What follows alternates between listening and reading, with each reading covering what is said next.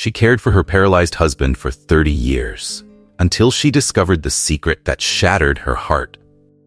Margaret Thompson's day began at 6 a.m., as it had for the past 30 years. She rose quietly, careful not to wake her husband Robert. At 50, Margaret's face showed the wear of years spent as a caregiver, but her movements were efficient as she prepared for the day ahead. In the kitchen, Margaret prepared breakfast, oatmeal for herself and a more elaborate meal for Robert. As she cooked, she glanced at the clock, mentally ticking off the morning's tasks. At 7 a.m., she entered their bedroom, gently rousing Robert. "Good morning, dear," Margaret said, helping Robert sit up. She assisted him with his morning routine, a process that had become second nature over the years. As she helped him dress, Margaret noticed Robert wincing less than usual but dismissed the thought. With Robert settled in his wheelchair at the breakfast table, Margaret turned her attention to her small floral business. She moved between the kitchen and her workstation, crafting arrangements while keeping an eye on Robert. The house was quiet, except for the occasional rustle of leaves and petals. At 10 a.m., Dr. Anderson arrived for Robert's routine checkup. Margaret welcomed him, then busied herself in the kitchen, straining to overhear their conversation. She caught fragments of words that seemed out of place for a medical visit, but couldn't make sense of them.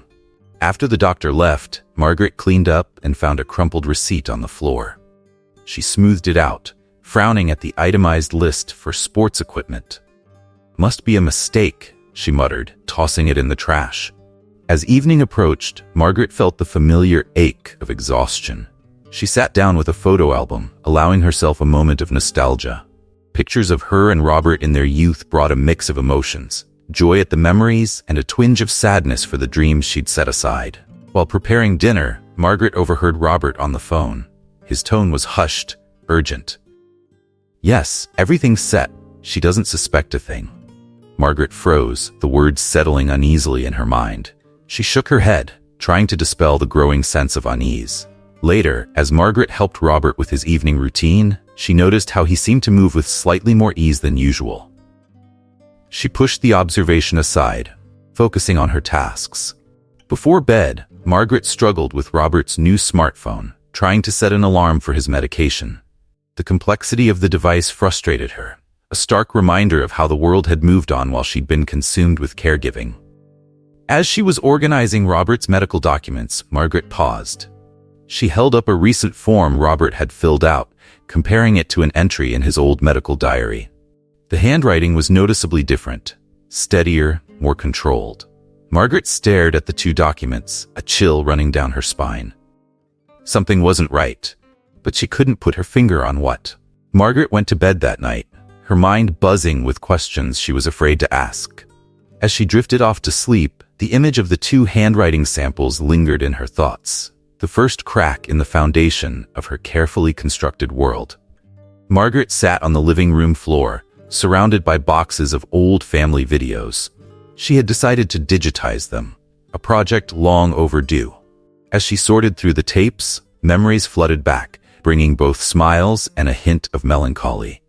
She inserted a tape labeled Robert's 50th birthday into the player. The screen flickered to life, showing a family gathering from 5 years ago. Margaret watched, lost in nostalgia, until something caught her eye. In the background, Robert was visible, moving with an ease that seemed impossible given his condition. Margaret's heart raced. She rewound the tape, watching the scene again and again. There was no mistake. Robert was moving normally, without any sign of the limitations he displayed daily. She sat back, her mind reeling from the implications. As if on cue, Robert's voice drifted from the study. Margaret approached quietly, her curiosity overcoming her usual respect for his privacy. She heard Robert speaking in hushed tones. "Yes, everything's still on track," Robert said. "We'll continue with the plan as discussed. Margaret doesn't suspect a thing." Margaret's hand flew to her mouth, stifling a gasp. She retreated to the kitchen, her thoughts in turmoil. What plan? What had Robert been hiding all these years? That night, sleep eluded Margaret. She lay in bed, hyper-aware of Robert's presence beside her. Every movement, every breath seemed suspect now. In the early hours of the morning, Margaret crept out of bed, watching Robert intently. To her shock, he rolled over with an ease that belied his supposed condition. The next day passed in a haze for Margaret. She went through her routines mechanically, her mind constantly replaying the video and the overheard conversation. Guilt gnawed at her for doubting Robert, but she couldn't shake the feeling that something was terribly wrong. As she prepared lunch, Margaret's hands shook slightly. She nearly dropped a plate when Robert wheeled into the kitchen. "Are you all right, dear?" he asked, concern in his voice. Margaret nodded, not trusting herself to speak. Later, while tending to her flowers, Margaret found herself questioning every interaction she'd had with Robert over the years. Had there been signs she'd missed? How could she have been so blind? The flowers in her hands, once a source of joy, now seemed to mock her with their cheerful colors. That evening, as Margaret helped Robert prepare for bed, she noticed things she'd overlooked before. The way he shifted his weight, the strength in his arms as he moved. It all seemed inconsistent with his supposed limitations. Each observation added to the growing weight in her chest. Margaret spent another sleepless night, her mind racing. She thought about the life she'd built around caring for Robert, the dreams she'd set aside. If Robert had been deceiving her, what did that mean for their entire relationship? The thought made her feel adrift, lost in a world she no longer recognized. As dawn broke, Margaret made a decision. She would confront Robert, demand answers to the questions that were tormenting her. She steeled herself, rehearsing what she would say as she walked towards the bedroom. Just as she reached for the door handle, her phone rang. The screen displayed Emily's name. Margaret hesitated, her hand trembling above the phone. Should she answer or proceed with confronting Robert? The phone continued to ring, demanding her attention, as Margaret stood frozen in indecision. Margaret's hand hovered over her phone, Emily's name flashing on the screen. She took a deep breath and answered, postponing her confrontation with Robert. That evening, Margaret prepared dinner with unusual care. She set the table, her movements deliberate as she rehearsed what to say to Robert. As they ate, Margaret opened her mouth to speak, but the words caught in her throat. Robert looked at her quizzically. "Is everything all right?" he asked. Margaret nodded, forcing a smile. "Just tired," she replied, the moment slipping away. Over the next few days, Margaret threw herself into caring for Robert with renewed vigor. She was more attentive than ever, adjusting his pillows, checking his medication, and preparing his favorite meals. Part of her hoped to prove her suspicions wrong, to show that Robert truly needed her care. Emily visited on the weekend, bringing a tense atmosphere with her. As they sat in the living room, Emily broached the subject of Robert's future care. "Dad, have you considered a rehabilitation center? They might be able to improve your mobility." Robert shook his head firmly. "I'm fine here with your mother.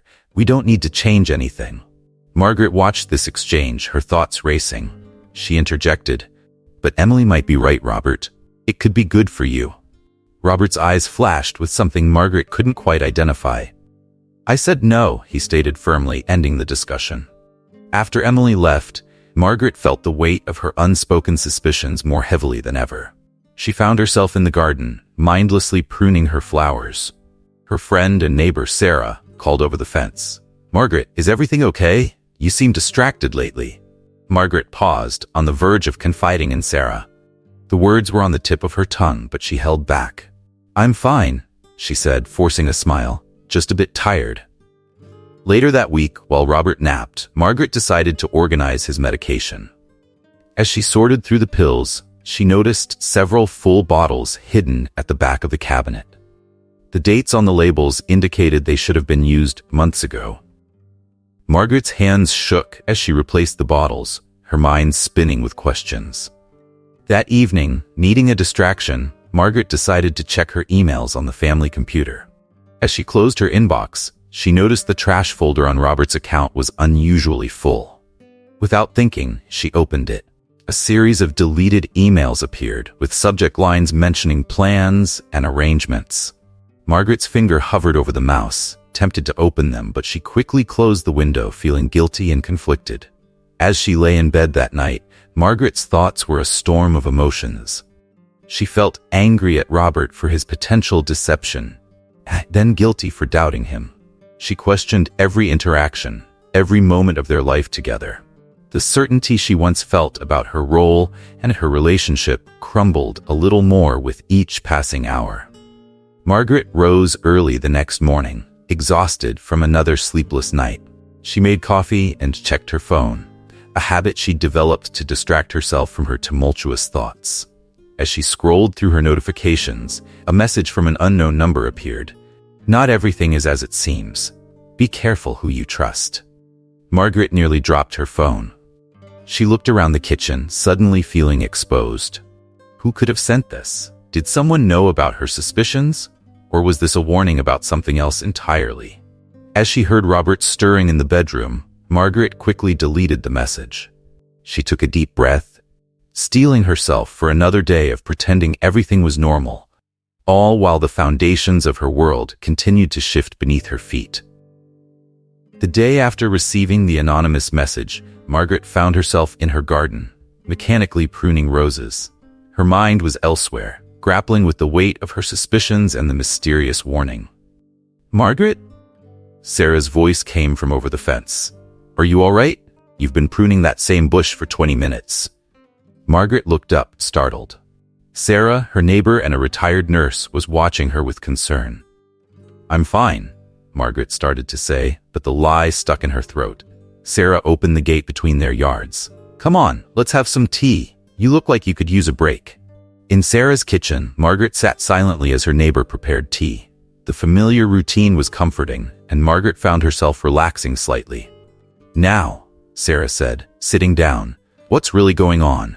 The floodgates opened. Margaret told Sarah everything. The video, the overheard conversation, the unused medication, the deleted emails.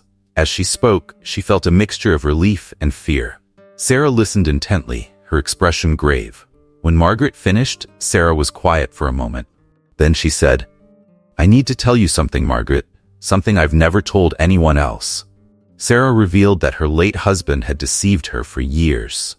He had faked a chronic illness to avoid work and manipulate her. "I ignored the signs for so long," Sarah said. "I didn't want to see the truth." Margaret listened, shocked. "How did you find out?" "I finally decided to trust my instincts," Sarah replied. "It was hard, but I had to face the truth for my own sake." Sarah's story resonated deeply with Margaret. She felt a new kinship with her neighbor and a growing resolve to uncover the truth about Robert. "Margaret," Sarah said, leaning forward, "you deserve the truth. And more importantly, you deserve to respect yourself enough to seek it out." Margaret nodded, feeling a mixture of determination and apprehension. "But where do I start?" she asked. Sarah smiled. "I can help you with that. I picked up a few investigation techniques over the years." Over the next hour, Sarah taught Margaret some basic strategies: how to document suspicious behavior, how to search for hidden information, and how to protect herself while investigating. "Remember," Sarah cautioned, "be careful. If Robert is hiding something, he might not react well to being exposed." As they talked, Sarah shared observations she had made about Robert over the years. There were times when his behavior seemed inconsistent with his supposed condition, she admitted. "I never said anything because I didn't want to overstep, but now I wish I had."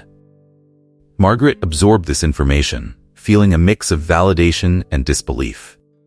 How had she missed these signs that even her neighbor had noticed? As the afternoon wore on, Margaret felt a shift within herself.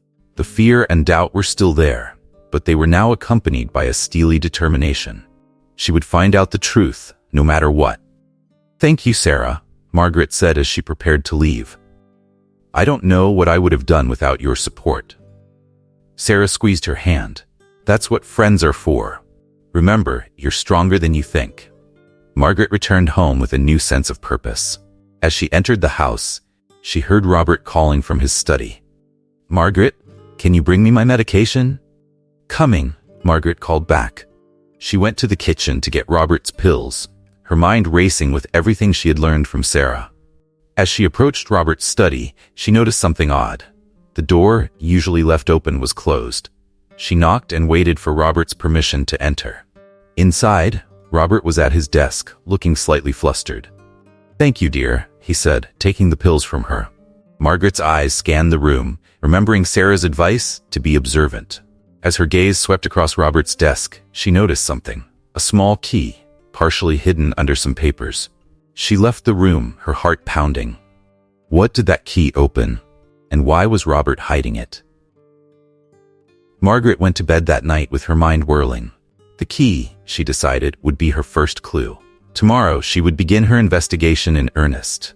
The morning after discovering the hidden key, Margaret woke with a sense of purpose. She started her day as usual, but with a new awareness of Robert's every move. She began keeping a small notebook, jotting down observations about his behavior and routine. 9:15 a.m. Robert refuses help getting dressed.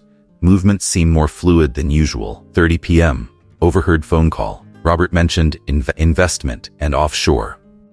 As days passed, Margaret's notebook filled with similar entries. She felt a mix of guilt and determination with each note, but Sarah's words echoed in her mind, reminding her of the importance of truth. One afternoon, while Robert napped, Margaret decided to look through their financial records. She pulled out boxes of old bank statements and tax returns, spreading them across the dining room table. As she combed through the documents, she noticed discrepancies. There were regular transfers to an account she didn't recognize. Margaret's heart raced as she dug deeper. The unknown account had received substantial deposits over the years, totaling a significant amount. She quickly photographed the relevant documents with her phone, a technique Sarah had taught her. Just as she was replacing the boxes, she heard Robert's wheelchair approaching. She scrambled to tidy up, her hands shaking slightly. "What are you doing?" Robert asked, entering the room. "Just some spring cleaning," Margaret replied, trying to keep her voice steady. "I thought I'd organize our old financial records." Robert's eyes narrowed slightly, but he nodded and wheeled away. Margaret released a breath she didn't realize she'd been holding. The next day, Margaret decided to investigate Robert's laptop. She waited until he was occupied with his physical therapy session, then slipped into his study. She opened the laptop, her fingers hovering over the keyboard. This was it, the point of no return. She began searching through files and emails, her heart pounding. Suddenly, she heard the whir of Robert's wheelchair in the hallway. Panic seized her as she quickly closed the laptop and stood up. Robert entered the room, surprise evident on his face. "Margaret, what are you doing in here?" "I was just looking for some stamps," she lied, gesturing vaguely at the desk. Robert's expression was unreadable. "They're in the kitchen drawer, remember?" Margaret nodded, hurrying past him. She could feel his eyes on her back as she left the room. That evening, after Robert had gone to bed, Margaret sat at the kitchen table with Sarah's old laptop. Sarah had shown her how to use some basic online investigation tools, and Margaret was determined to learn more. She started by searching for information about offshore accounts and investment fraud. The technical terms were overwhelming at first, but Margaret persevered. She created a document to record her findings, feeling a small thrill of accomplishment with each new piece of information she uncovered. As the night wore on, Margaret's confidence grew. She began to see patterns in the information she was gathering. It was like putting together a puzzle, and for the first time in years, she felt truly engaged and alive. In the early hours of the morning, Margaret stumbled upon a forum for fraud victims.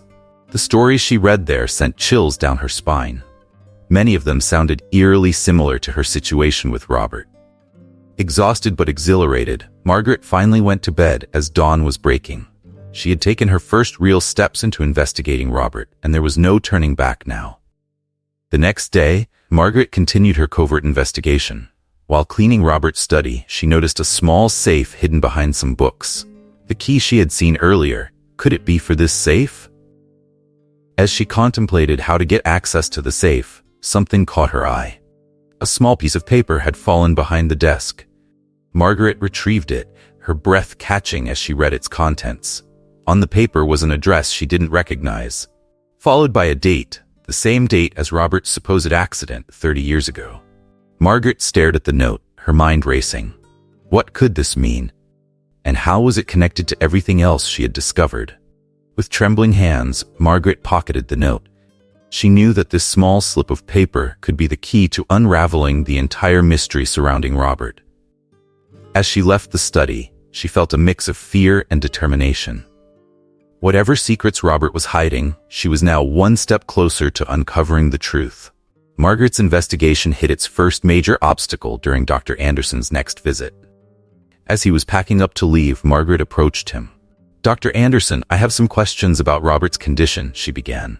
The doctor's demeanor changed instantly. "What kind of questions, Margaret?"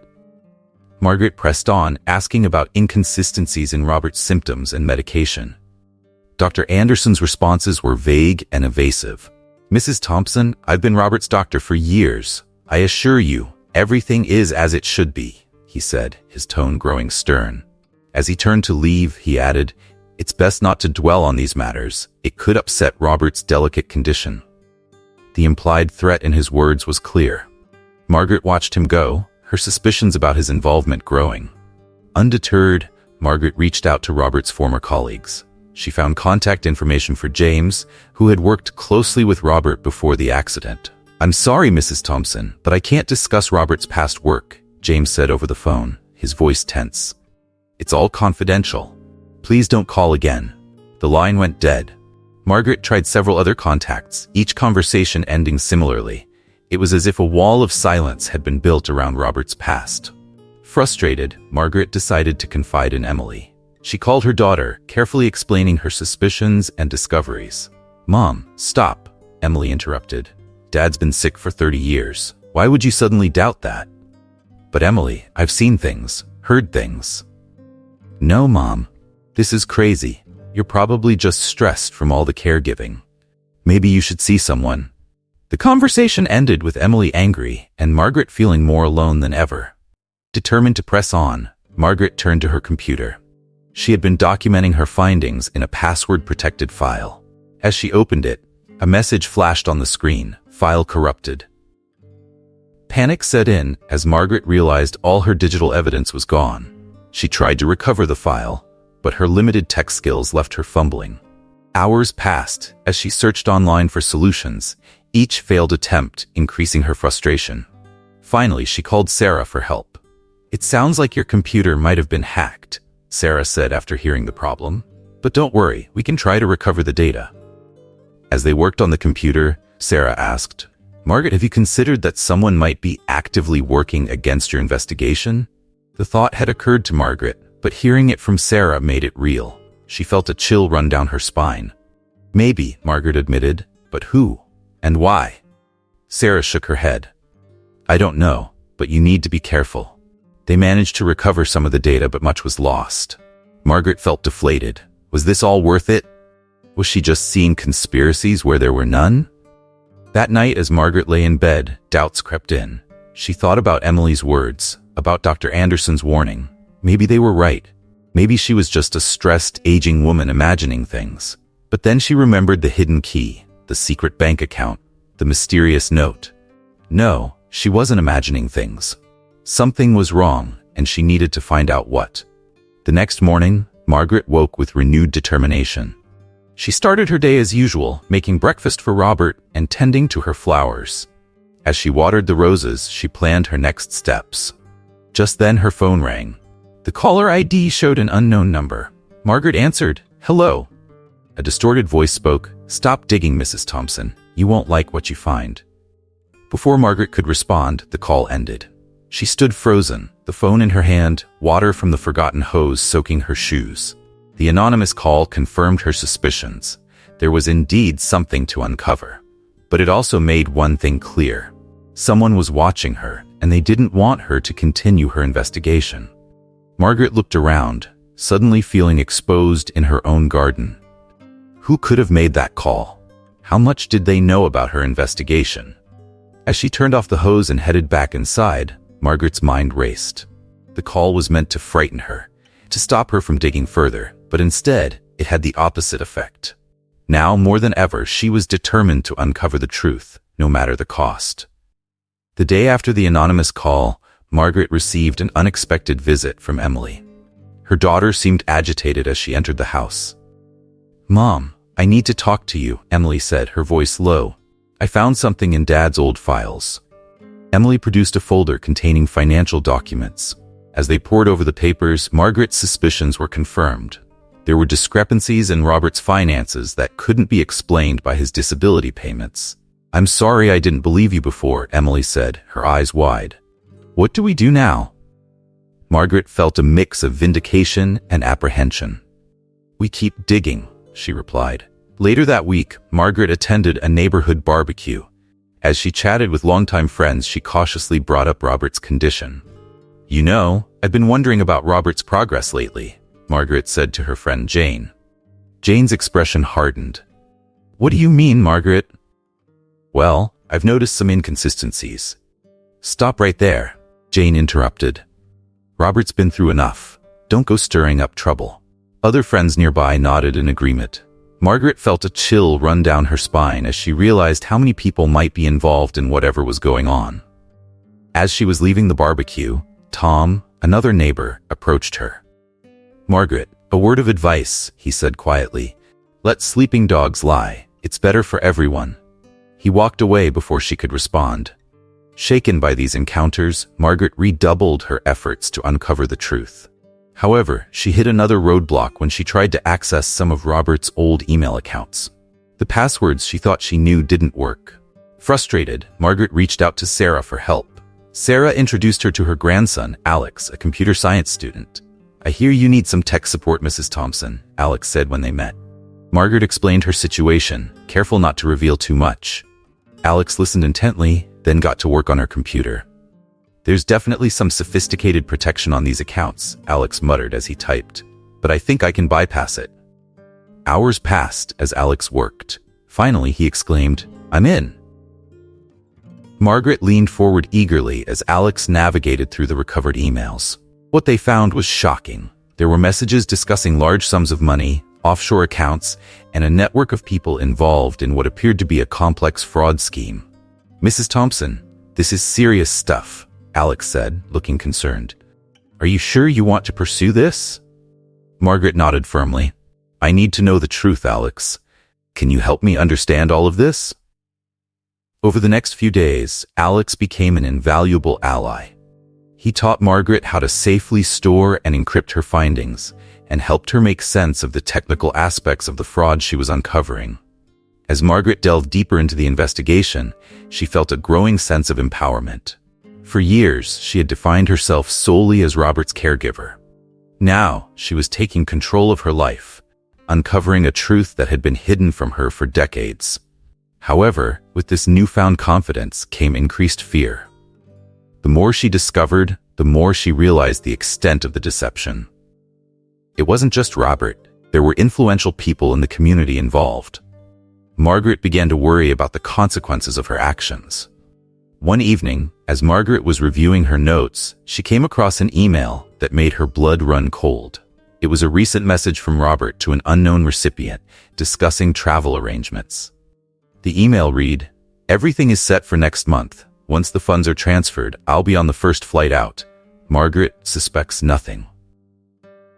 Margaret stared at the screen, her mind racing.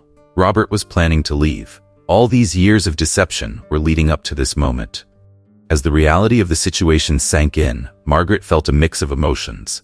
Anger at the betrayal, fear of what might happen next, but also a steely determination. She had come too far to back down now. Margaret picked up her phone to call Emily. As she dialed, she realized that the next steps she took would change her life forever.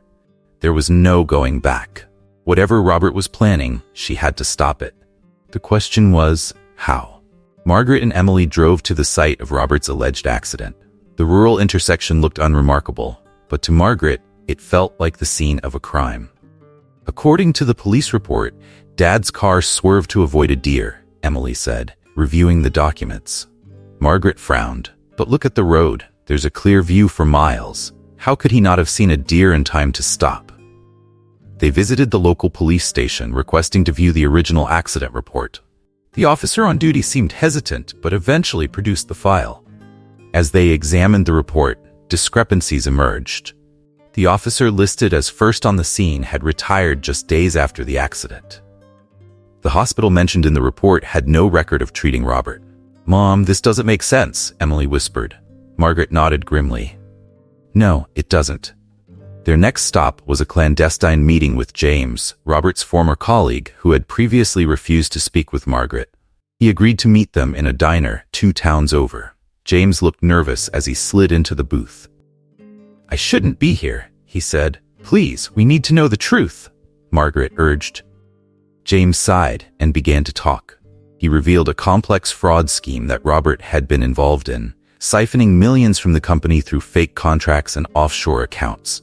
The accident was his way out, James explained. He was about to be caught. By faking his injury, he escaped prosecution and kept the money. Margaret felt the room spin. 30 years of her life dedicated to a lie.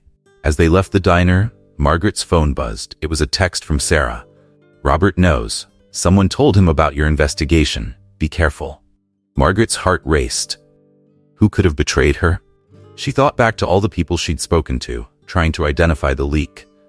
That night, as the weight of everything she'd learned pressed down on her, Margaret felt close to giving up. The task seemed insurmountable, the betrayal too deep. She opened her laptop, seeking distraction, and found herself on the forum for fraud victims she'd discovered earlier. To her surprise, there was a new post addressed to her. "Margaret, I saw your story. Don't give up. I went through something similar with my husband. It's hard, but the truth is worth fighting for. You're stronger than you know." The message was signed Linda K. Margaret read the message several times, feeling a renewed sense of purpose. She wasn't alone in this fight. With renewed determination, Margaret dived back into her investigation. She combed through the information James had provided, cross-referencing it with the evidence she and Alex had uncovered. As dawn broke, Margaret sat back, stunned by what she'd pieced together. The accident hadn't just been faked, it had been an elaborate production. Police officers had been bribed, medical records forged, witnesses coached. The scale of the deception was staggering. Margaret's complex mix of emotions. Anger at the years she'd lost to this lie, grief for the life she could have had, but also a fierce determination to see justice done. She called Emily, sharing her findings. They agreed to meet later that day to plan their next move. As Margaret prepared for the meeting, she received another text from Sarah. "Just overheard Robert on the phone. He's planning to leave the country soon." Margaret's blood ran cold. She couldn't let Robert escape, not after everything she'd discovered. She needed to act fast. She called Emily again. "Change of plans," she said urgently. "We need to meet now." As Margaret grabbed her keys and headed for the door, she heard Robert's voice from his study. "Margaret, where are you going?" "Just to the store," she lied, her heart pounding. "I'll be back soon." As she drove to meet Emily, Margaret's mind raced. How much did Robert know about her investigation? How much time did they have? One thing was clear. The final confrontation was coming, and it was coming soon. Margaret gripped the steering wheel tighter, steeling herself for what lay ahead. After 30 years of lies, the truth was finally within reach. She just hoped she had the strength to face it. Margaret and Emily spent hours organizing the evidence they had collected. They created a comprehensive dossier, meticulously documenting every piece of information they had uncovered about Robert's deception. As they worked, Margaret stumbled upon a hidden folder in Robert's email. What she found made her blood run cold. It was a detailed plan for Robert's escape, including arrangements for a new life abroad. The plan hinged on accumulating a certain amount of money, a goal that, according to the documents, Robert had recently achieved. "He was going to leave me," Margaret said, her voice barely above a whisper. All this time, he was just waiting until he had enough money. Emily placed a comforting hand on her mother's shoulder. "We won't let that happen, Mom." Margaret nodded, her jaw set with determination. She continued sorting through the files, each revelation fueling her resolve. Later that day, Margaret met with Sarah to prepare for the confrontation ahead. They sat in Sarah's kitchen, cups of untouched tea growing cold between them. "Are you ready for this, Margaret?" Sarah asked, her eyes filled with concern. Margaret took a deep breath. "I have to be. I can't let him get away with this." Sarah nodded. "Remember, you're stronger than you think. You've already come so far." They spent hours role-playing different scenarios, preparing Margaret for whatever reaction Robert might have. As the sun began to set, Margaret felt emotionally drained, but more prepared than ever. As she was about to leave, Sarah raised a difficult question. "Margaret, have you thought about going public with this information?" Margaret paused. The thought had crossed her mind, but she had been avoiding it. I'm not sure," she admitted. "It's a big decision," Sarah said. "It could help other potential victims, but it would also have a huge impact on the community. Many people are involved in this fraud." Margaret felt the weight of the decision pressing down on her. She thought about her neighbors, her friends. How many of them were complicit? How would exposing the truth affect them and their families? "I need to think about it," Margaret said finally. "Right now, I need to focus on confronting Robert." That night, as Margaret reviewed the dossier one last time, the full extent of Robert's betrayal hit her. She felt a whirlwind of emotions: anger at the years wasted, sadness for the life she could have had, and a burning determination to see justice done. But amid these familiar feelings, Margaret noticed something new. For the first time in decades, she was thinking about her future, a future that didn't revolve around caring for Robert. The thought was both exhilarating and terrifying. As she pondered this new possibility, Margaret's eye caught on a detail she had overlooked before. In Robert's escape plan, there was mention of meeting someone, a woman named Claire. With trembling hands, Margaret dug deeper and found emails between Robert and Claire, discussing their plans for a new life together. The discovery felt like a physical blow. Not only had Robert been planning to leave her, but he had also been unfaithful. Margaret felt a fresh wave of anger and betrayal wash over her. However, as the initial shock subsided, Margaret realized that this information strengthened her resolve. She was no longer just fighting for herself, but for every person Robert had deceived over the years. With newfound determination, Margaret finalized her plan for confronting Robert. She decided to do it the next day, before he had a chance to put his escape plan into action. As Margaret prepared for bed, mentally rehearsing what she would say to Robert, her phone rang. She froze when she saw the caller ID. It was Robert's lawyer. For a moment, Margaret considered not answering. But then she steeled herself and picked up the phone. "Mrs. Thompson," the lawyer's voice was curt. "We need to talk about Robert. Can you come to my office first thing tomorrow morning?" Margaret's mind raced. Did Robert know about her investigation? Was this a trap, or was it an opportunity to get even more evidence? "I'll be there," Margaret heard herself say. As she hung up the phone, Margaret realized that her confrontation with Robert might come sooner than she had planned. She took a deep breath, trying to calm her nerves. Whatever happened tomorrow, she knew one thing for certain: her life was about to change forever. The day of Margaret and Robert's 30th wedding anniversary arrived. Margaret had decided to use the family gathering as the setting for her confrontation. She spent the morning in a haze of nervous energy, setting up for the dinner while rehearsing what she would say. As guests began to arrive, Margaret plastered on a smile, greeting family members and close friends. Emily arrived early, giving her mother a reassuring hug. "Are you sure about this, Mom?" she whispered. Margaret nodded, her resolve firm. "It's time for the truth to come out." Robert wheeled himself into the dining room, playing the part of the doting husband. "Happy anniversary, dear," he said, smiling at Margaret. The dinner proceeded with forced normalcy. As dessert was served, Margaret stood up, her heart pounding. "I have something to say," she announced, her voice shaky but determined. The room fell silent. Margaret took a deep breath and began to speak. "For 30 years, I've dedicated my life to caring for Robert after his accident, but I've recently discovered that it was all a lie." Gasps and murmurs filled the room. Robert's face paled. "Margaret, what are you talking about?" he asked, his voice strained. Margaret continued, her voice growing stronger. She laid out the evidence she had gathered: the faked accident, the financial fraud, the plans to abandon her. With each revelation, the shock in the room grew. "Is this true, Robert?" Emily demanded, her voice filled with disbelief and anger. Cornered, Robert's facade crumbled. "You don't understand," he began, his eyes darting around the room. "I had no choice. The company was going to find out about the embezzlement. I had to disappear." The admission sent shockwaves through the gathering. Family members reacted with a mix of anger, disbelief, and betrayal. Margaret felt a surge of emotions: anger at the years of deception, relief at finally revealing the truth, and a profound sadness for the life she had lost. "How could you do this?" she asked, her voice breaking. "I gave you everything." Robert's response was cut short by the sound of sirens. Police officers entered the house, led by Detective Johnson. Robert Thompson, the detective, announced, "You're under arrest for fraud and embezzlement." As the officers handcuffed Robert, the room erupted into chaos. Family members shouted questions, some defending Robert, others condemning him. Through it all, Margaret stood silently, watching as her husband of 30 years was led away. In the aftermath, Margaret felt a strange mix of emotions. There was triumph in finally exposing the truth, but also a deep sense of loss.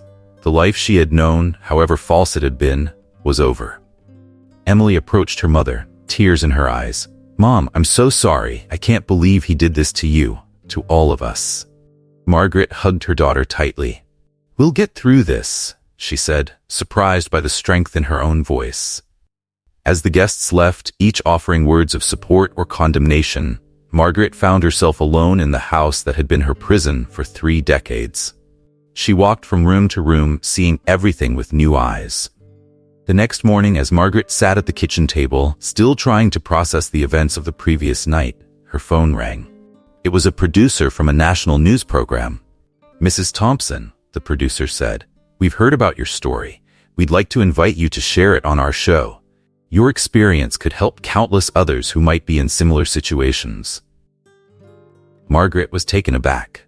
She hadn't considered the wider implications of her story. Could her experience really help others? "Can I think about it?" she asked. "Of course," the producer replied, "but please don't take too long. This is a story that needs to be told." As Margaret hung up the phone, she felt a new sense of purpose stirring within her. For 30 years, she had lived in the shadow of Robert's lie. Now she had the opportunity to step into the light, to use her pain to help others. The thought was both exhilarating and terrifying. Margaret looked around the kitchen, at the life she had built based on a lie. Then she looked at the phone in her hand, at the possibility of a new beginning. Margaret took a deep breath. She had faced the hardest trial of her life and survived. Now it was time to decide what came next. Whatever she chose, she knew one thing for certain: her life would never be the same again. In the weeks following Robert's arrest, Margaret found herself navigating a new and often challenging reality. The community's reaction was mixed. Some neighbors offered support, bringing casseroles and offering words of encouragement. Others whispered behind her back, questioning how she could not have known about Robert's deception for so long. Margaret tried to keep her head high, but the constant scrutiny took its toll. She found herself slipping into depression, spending days in bed, overwhelmed by the magnitude of the changes in her life. It was Sarah who finally convinced Margaret to attend a support group for fraud victims. At first, Margaret was reluctant, but as she listened to others share their stories, she felt a weight lift from her shoulders. She wasn't alone in her experience. As the weeks passed, Margaret became more involved in the group, eventually sharing her own story. To her surprise, she found she had a talent for public speaking. Her words resonated with others, offering hope and understanding. Meanwhile, the legal proceedings against Robert and his accomplices began. Margaret found herself spending long hours with lawyers, recounting the details of her discovery and providing evidence. The process was exhausting, but Margaret was determined to see justice served. One afternoon, while cleaning out Robert's study, Margaret came across an old photo album. As she flipped through the pages, she was confronted with images of happier times, their wedding day, vacations, family gatherings. For a moment, the weight of her loss overwhelmed her. She sank to the floor, clutching the album, tears streaming down her face. It was in this moment of crisis that Margaret realized she needed to find a way to move forward. She couldn't let her past define her future. Remembering the solace she had always found in her flower arrangements, Margaret had an idea. She reached out to the local community center and proposed starting a flower arranging class as a form of therapy for other trauma survivors. To her surprise and delight, the center embraced the idea enthusiastically. Margaret threw herself into planning the program, drawing on her years of experience and her newfound passion for helping others.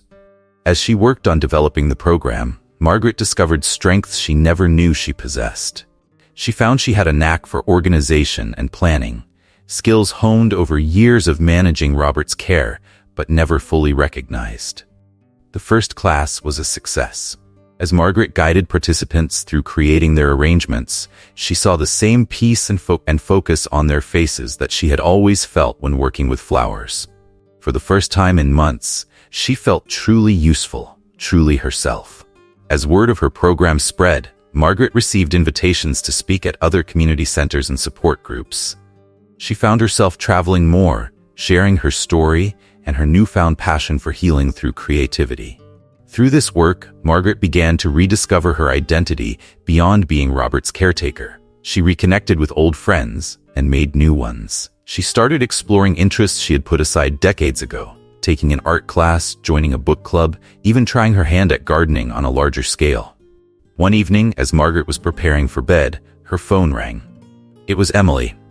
"Mom, have you seen the news?" Emily asked, excitement in her voice. Margaret turned on the TV to find a national news program discussing fraud cases similar to Robert's. The anchor was praising a new support program for victims, Margaret's flower arranging therapy.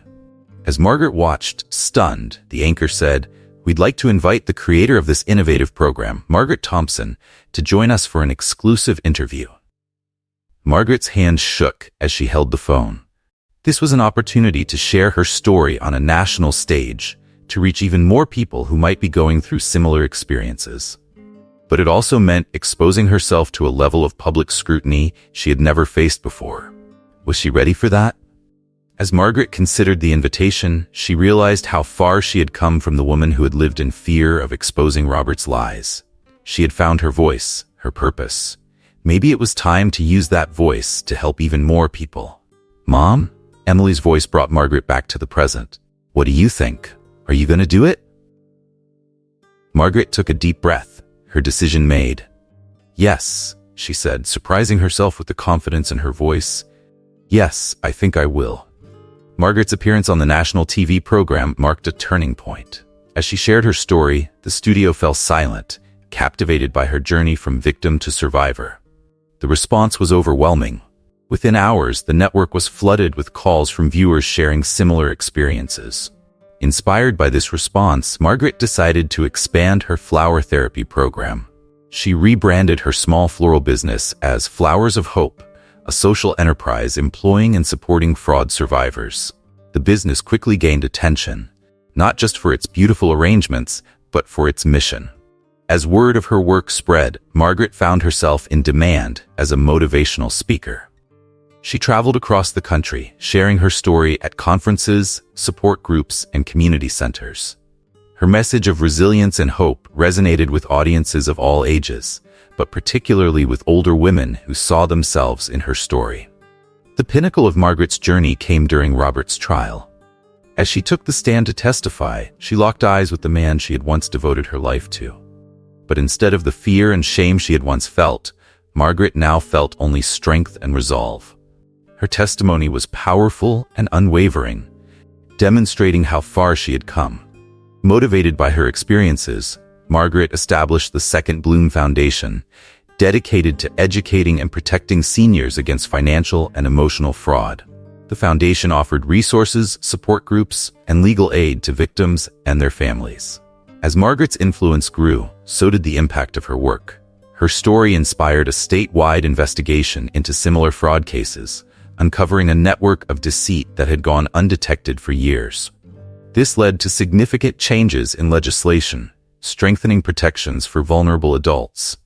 Throughout this whirlwind of activity, Margaret found a sense of peace and purpose she had never known before. The pain of her past had been transformed into a powerful tool for change. She felt empowered, not just by her own success, but by the lives she was able to touch and improve. One sunny afternoon, Margaret sat in the audience at Emily's graduation ceremony. As she watched her daughter accept her diploma, she reflected on the journey that had brought her to this moment. From a life built on lies to one dedicated to truth and helping others, Margaret had undergone a profound transformation. The ceremony speaker talked about new beginnings and the power of perseverance. Margaret smiled, thinking about her own unexpected new beginning. She had discovered that it's never too late to start over, to find one's true calling. As the graduates tossed their caps into the air, Margaret felt a surge of emotion. She had not only survived her ordeal, but had turned it into a force for good. Her life now was fuller and more meaningful than she could have ever imagined. Emily found her mother after the ceremony, enveloping her in a tight hug. "I'm so proud of you, Mom," she said, tears in her eyes. Margaret hugged her back, feeling a deep sense of gratitude and joy. She had come through the darkest period of her life and emerged stronger, wiser, and more fulfilled. As she looked toward the future, she felt nothing but hope and excitement for what was to come. If you've been moved by Margaret's inspiring journey, we'd love to hear from you. Please like this video and share your thoughts in the comments below. How has Margaret's story impacted you? Do you know someone who might benefit from hearing her message? Don't forget to subscribe to our channel for more powerful stories of resilience and transformation. Remember, it's never too late to bloom where you're planted, and create a garden of hope from the seeds of adversity.